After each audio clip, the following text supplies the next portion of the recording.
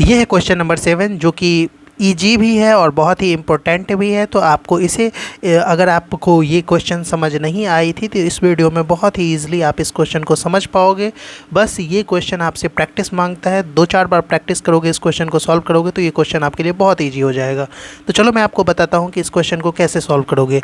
इस क्वेश्चन में बोल रहा है फॉर एनी पॉजिटिव इंटीजर। यहाँ पर ध्यान देना कि किसी भी पॉजिटिव इंटीजर की बात कर रही है, निगेटिव की नहीं। For any positive integer n, prove that n cube minus n is divisible by 6। n cube minus n की जगह पर कुछ भी रख सकते हो आप, और ये 6 से डिवाइड होता है कि नहीं ये प्रूफ करना है आपको। तो चलिए हम इस क्वेश्चन को सॉल्व करते हैं।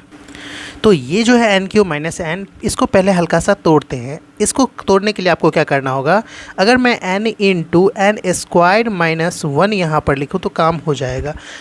n क्यूब माइनस n में दोनों जगह आपके पास n था, तो जब दोनों जगह आपके पास सेम बेस है, बेस मतलब नीचे वाला जो होता है वो बेस होता है, n के पावर में 3 है तो ये पावर हो गया, इस n के पावर में कुछ नहीं है तो 1 है, तो ये दोनों पावर हो गए, और नीचे में जो है बेस है। जब आपके पास बेस सेम हो तो आप कॉमन ले सकते हो दोनों को। तो जैसे ही बेस सेम था तो n को मैंने यहाँ पर कॉमन ले लिया, तो यहाँ पर n स्क्वायर हो जाएगा। कैसे होगा, क्योंकि n के पावर में 1 है यहाँ पर और n के पावर में 2 है यहाँ पर। जब बेस सेम हो तो मल्टीप्लाई करने पर, ये इनटू इन दोनों को मल्टीप्लाई करेगा। मल्टीप्लाई करने पर जब बेस सेम होता है तो मल्टीप्लाई करने पर पावर आपस में ऐड हो जाते हैं। तो n के पावर में 1, n के पावर में 2 आपस में मल्टीप्लाई करेंगे तो n के पावर में 3 हो जाता है। ये रूल है, आपने 7-8 में पढ़ा होगा।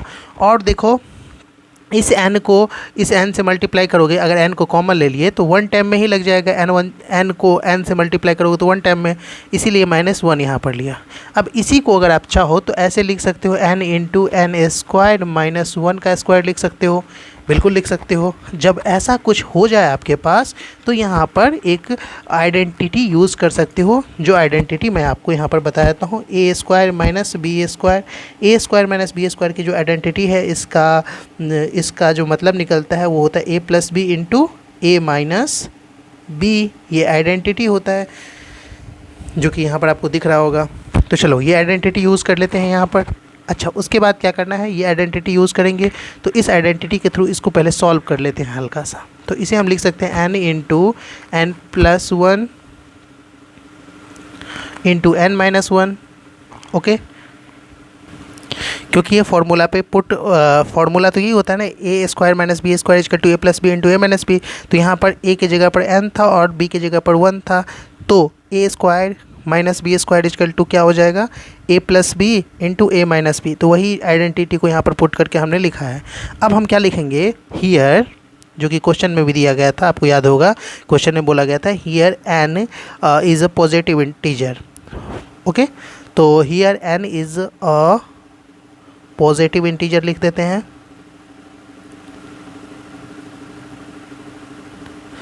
ठीक है, इसको हमें क्या करना है, डिवाइड करना है। क्या करना है, डिवाइड करना है। तो हम लिखेंगे डिवाइडिंग n बाई 6। तो जैसे ही आप n को 6 से डिवाइड करोगे, n को 6 से डिवाइड करोगे तो आपको क्या मिलेगा, q मिलेगा। q को बोलते हैं क्वोशिएंट। और r मिलेगा, क्या मिलेगा, r मिलेगा। और r को क्या बोलते हैं हम, रिमाइंडर। ये दोनों चीज़ तो मिलेगा ही, कितना भी हो डिवाइड करके, लेकिन क्वोशिएंट और रिमाइंडर कुछ ना कुछ मिलेगा। तो ये हम लिख देते हैं। अब हमें क्या करना होगा, एक रूल यूज़ करना होगा, जो रूल पर इस चैप्टर के क्वेश्चन आपने सॉल्व किए हैं उसका नाम है यूक्लिड डिवीज़न लेमा। तो बाय यूक्लिड डिवीज़न लेमा, तो ये अपना जो है यूक्लिड डिवीज़न वो हम यूज़ करेंगे। यूक्लिड डिवीज़न लेमा क्या कहता है, यूक्लिड डिवीज़न लेमा कहता है a is equal to b q, a is equal to b q plus r, जहाँ पर ए हो जाता है डिविडेंड और बी हो जाता है डिवीज़र। ठीक है, और क्यू मतलब क्वोशिएंट और आर मतलब रिमाइंडर, तो आप जानते ही हैं। और यूक्लिड डिवीज़न लेमा हमें ये भी कहता है कि जीरो हमेशा रिमाइंडर जो होगा वो हमेशा बड़ा या बराबर होगा ज़ीरो का। जीरो से जीरो के से ग्रेटर होगा रिमाइंडर या जीरो के इक्वल होगा रिमाइंडर, और रिमाइंडर से भी बड़ा हमेशा क्या होगा, वो होगा डिवीज़र, जिससे हम डिवाइड लगाएंगे। तो बी होता है डिवीज़र, मैंने यहाँ पर लिख भी दिया है। तो ये कहता है यूक्लिड डिवीज़न लेमा। तो बस इस चीज़ का ध्यान रखना है आपको। अच्छा, मैं आपसे पूछूं कि डिवीज़र किसको बोलते हैं, तो डिवीज़र उसको बोलते हैं जिससे हम डिवाइड लगाते हैं। जैसे कि मैं अगर बी, ये है बी, ओके, बी से ए में डिवाइड लगाऊंगा तो मुझे क्यू मिलेगा और नीचे में आर मिलेगा। ये ध्यान रखना है आपको। यानी कि जिससे डिवाइड लगाते हैं वो डिवीज़र होता है, जो बीच में रहता है वो डिविडेंट होता है, और क्वोशिएंट और रिमाइंडर। ओके, तो आपके क्वेश्चन में आपको बताया गया था कि 6 जो है वो डिवीज़र है, बताया गया था ना। तो हम इसी पर इसे, ये जो यूक्लिड डिवीज़न लेमा है, इसी पर इसे पुट कर लेते हैं, और पुट करके हमें ए किसको मानते हैं, ए डिविडेंट को माने हैं। क्वेश्चन में मैं आपको क्वेश्चन दिखाता हूँ एक बार। देखो क्वेश्चन में बोल रहा है for any positive integer n prove that n cube minus n is divisible by 6। तो n जो है वो डिविडेंट है और डिवीज़र 6 है, ऐसा क्वेश्चन में है। तो वही चीज़ यहाँ पर करेंगे। बस थोड़ा सा और क्लैरिफाई करते हुए लिख देते हैं, हियर n जो है वो डिवीज़र है। अच्छा, n जो है डिविडेंट है, क्या है, n है डिविडेंट, और अपने पास जो 6 है वो है डिवीज़र है, क्या है, 6 जो है वो डिवीज़र है। ओके, तो इस यूक्लिड डिवीज़न लेमा में अगर पुट करते हैं तो n इजकल टू बी होता है डिवीज़र, और b की जगह पर 6 हो जाएगा, और q यहाँ पर रहेगा, और प्लस में r रहेगा। ओके, ऐसा कुछ रहेगा। उसके साथ ही यूक्लिड डिवीज़न लेमा आपको क्या बोलता है कि जो रिमाइंडर होगा, जो भी रिमाइंडर होगा वो हमेशा जीरो की होगा या जीरो के से बड़ा होगा। रिमाइंडर हमेशा जीरो होगा या जीरो से बड़ा होगा, और बी यानी कि डिवीज़र जो होगा वो हमेशा रिमाइंडर से बड़ा होगा, और रिमाइंडर से बड़ा होगा, और डिवीज़र अपने पास 6 है, क्या है, डिवीज़र अपने पास 6 है। तो रिमाइंडर जो होगा वो 6 से हमेशा छोटा ही होगा, ऐसा ही कहता है अपना यूक्लिड डिवीज़न लेमा। तो अब हम लिख सकते हैं रिमाइंडर जो हो सकता है, रिमाइंडर इक्वल टू हो सकता है अपने पास 0 हो सकता है, रिमाइंडर 1 हो सकता है, 2 हो सकता है, 3 हो सकता है, 4 हो सकता है, और 5 तक रिमाइंडर हो सकता है। इससे ज़्यादा नहीं होगा, क्योंकि लेमा कहता है कि डिवीज़र हमेशा रिमाइंडर से बड़ा होगा, और डिवीज़र अपने पास 6 है, यानी कि रिमाइंडर 0 से लेकर 5 तक हो सकता है।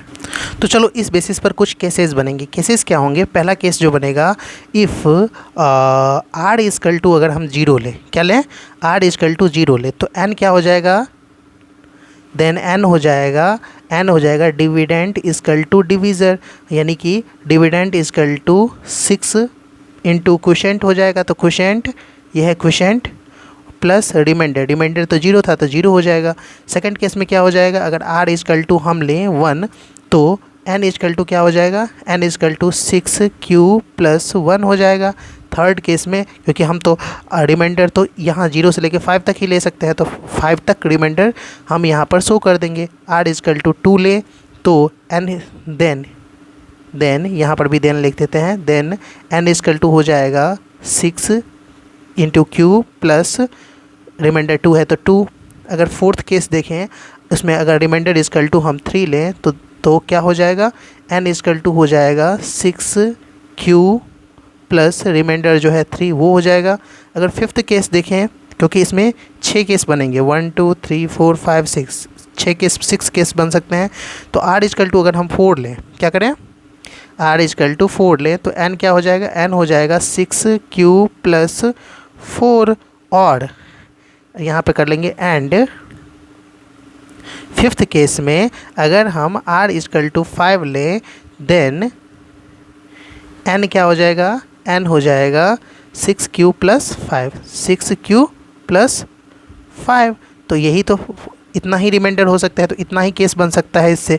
ठीक है, अगर कोई चीज़ें यहाँ पर कन्फ्यूजन आपको लग रही है तो धीरे धीरे समझ में आ जाएगा। फिर मैं आपको बोलूँगा प्रैक्टिस करने के लिए, प्रैक्टिस करोगे तो और अच्छे से समझ में आएगी। तो आपको याद होगा कि फर्स्ट केस जो था अपना, वो था n equal to 6q plus 0, जिसमें रिमाइंडर को हमने 0 माना था। कुछ इस तरीके से फर्स्ट केस में हमने रिमाइंडर को 0 माना था, तो n equal to 6q plus 0 हो जाएगा। और हमने जो इक्वेशन बनाई थी यहाँ पर, ये वाला था इक्वेशन, ये ध्यान में रखना है आपको। इसी पर पुट करके क्वेश्चन को सॉल्व करेंगे। तो n equal to 6q plus 0 था, कुछ नहीं करना है। तो n का अगर हम 6q में 0 से ऐड करेंगे तो n इजकल टू 6q ही हो जाएगा अपने पास। ओके, ये जानते हो आप। और उसके बाद क्या है, जो अपने पास इक्वेशन तैयार हुआ था n into n plus 1 into n minus 1, ये जो इक्वेशन तैयार हुआ था इसी इक्वेशन पर इसे पुट डाउन करेंगे और जैसे ही इस पर आप पुट करोगे तो आपको ये सॉल्व होते हुए दिखेगा। कैसे दिखेगा वो जानो। तो n इजकल टू 6q है, तो हम यहाँ पर n की जगह पर 6q को रखते हैं, ठीक है, इनटू यहाँ पर भी n इजकल टू 6q रखते हैं और प्लस में 1 कर देते हैं, और यहाँ पर भी n इजकल टू 6q रखते हैं और माइनस में 1 कर देते हैं। तो लिख देंगे सारे जो टर्म है सभी टर्म में आपको 6 देखने को मिल रहा होगा, सभी टर्म में 6 देखने को मिल रहा है, इसीलिए ये वाला जो होगा वो 6 से डिवाइड होगा, डिविजिबल बाय 6। तो लिख दोगे आपको यहाँ पर डिविजिबल बाय 6। अब दूसरा सेकंड केस जो था वो हम देख लेते हैं। सेकंड केस क्या था अपने पास कि सेकंड मतलब रिमाइंडर, वहाँ पर सेकंड केस में हमने क्या माना था, सेकंड केस में हमने रिमाइंडर माना था 1 को, याद होगा आपको। तो सेकंड केस में हमने रिमाइंडर 1 को माना था, वही काम करेंगे, बस यही वाला जो इक्वेशन था वो यहाँ पर पुट कर लेते हैं और इसमें इस वैल्यू को पुट कर देंगे।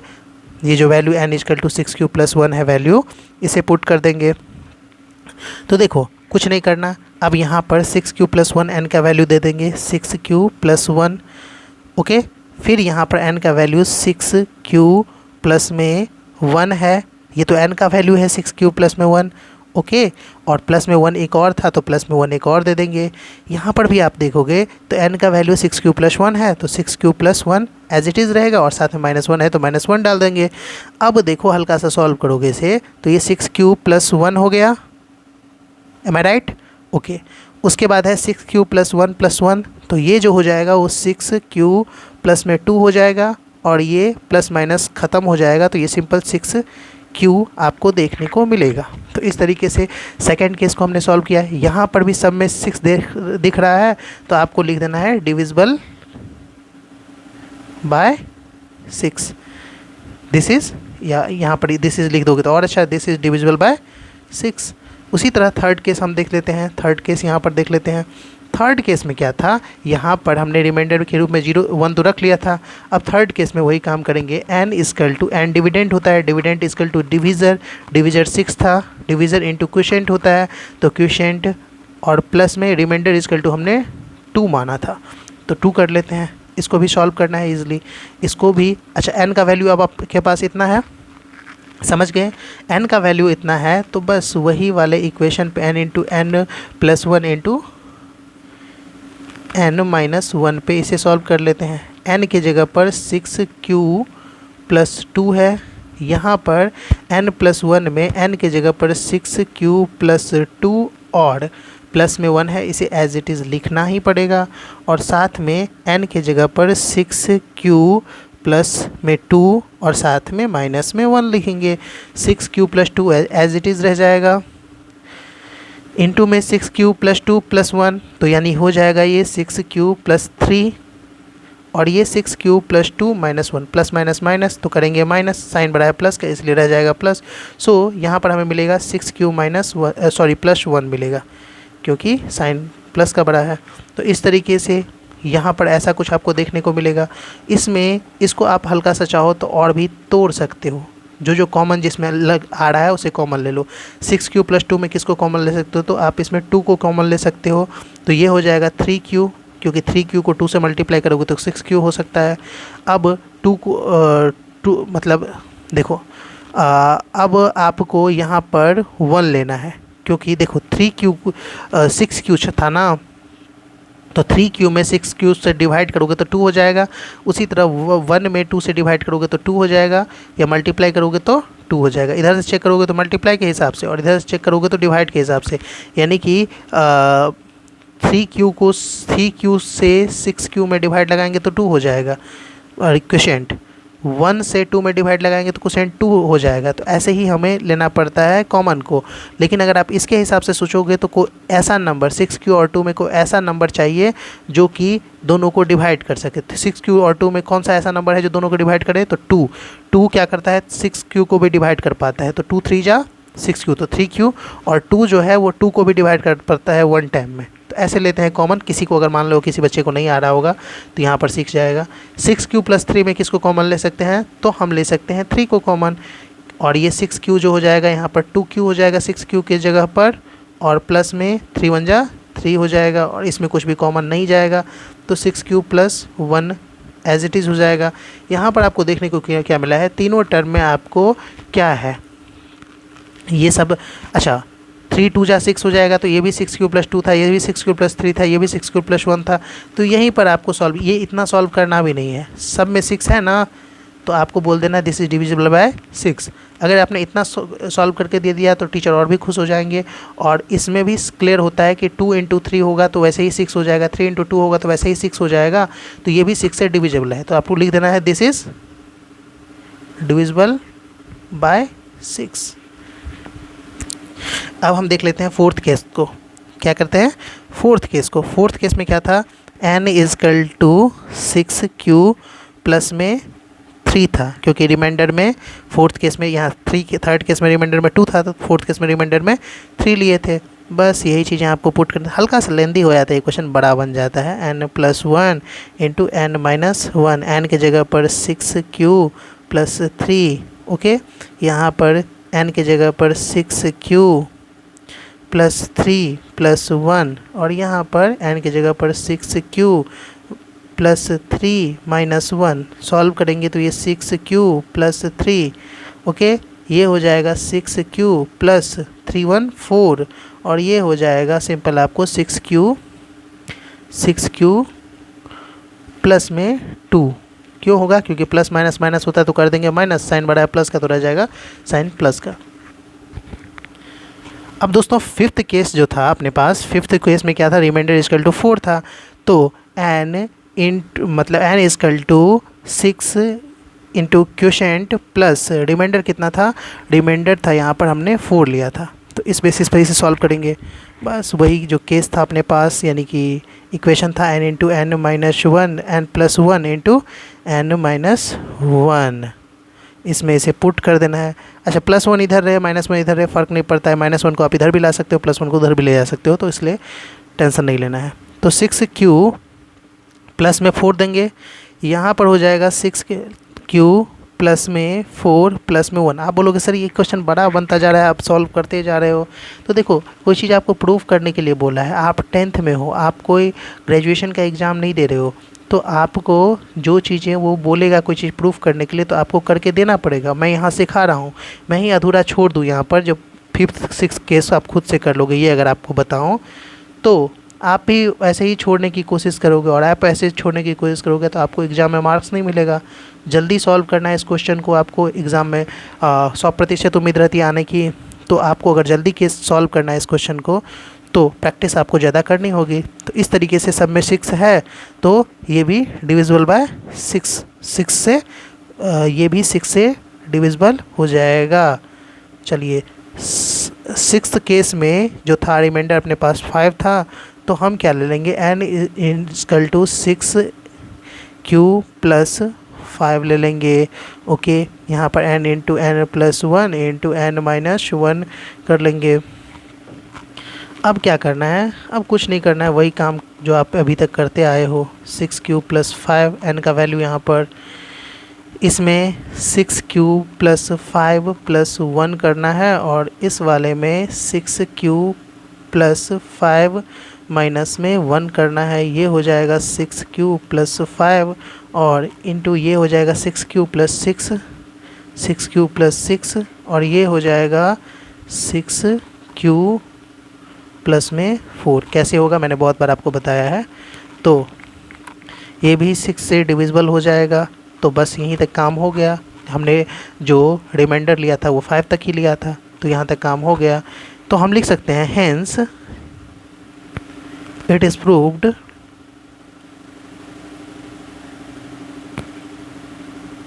NQ - n is divisible by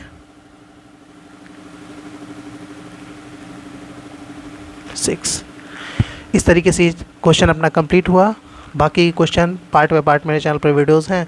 next video में वीडियो अच्छा लगा हो तो लाइक करें, चैनल को सब्सक्राइब करें।